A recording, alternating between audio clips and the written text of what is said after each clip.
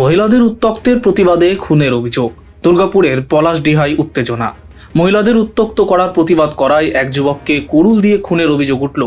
ঘটনাকে কেন্দ্র করে তীব্র উত্তেজনা ছড়িয়েছে দুর্গাপুরের পলাশডিহার দক্ষিণ আদিবাসী পাড়ায়। সোমবার সকালে ঘটনাস্থলে পুলিশ পৌঁছলে ক্ষোভে ফেটে পড়েন স্থানীয় বাসিন্দারা। মৃত যুবকের নাম গোপাল দাস। অভিযুক্ত হিসেবে বিজয় টুডুকে গ্রেপ্তার করেছে পুলিশ।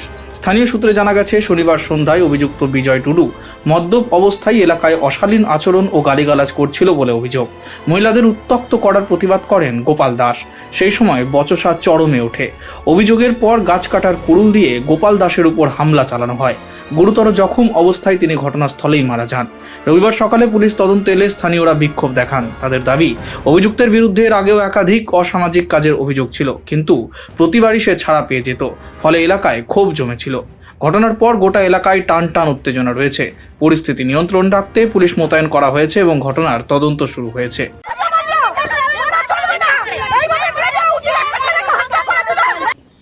কাঁচা কাঁচা খিস্তি মারছে। তখন আমার গোপাল বেটা এখানে দাঁড়িয়ে থাকে। তখন বলল, এই তুই যে আমার মাকে গালাগালি করছিস, ও তোর কি দোষ করেছে?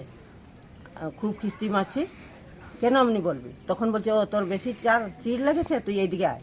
দিয়ে ও দৌড়ে গেল। দৌড়ে গিয়ে ঘর থেকে কুড়োরটা বের করে ওকে কেটে দিল। Bureau report, street voice digital.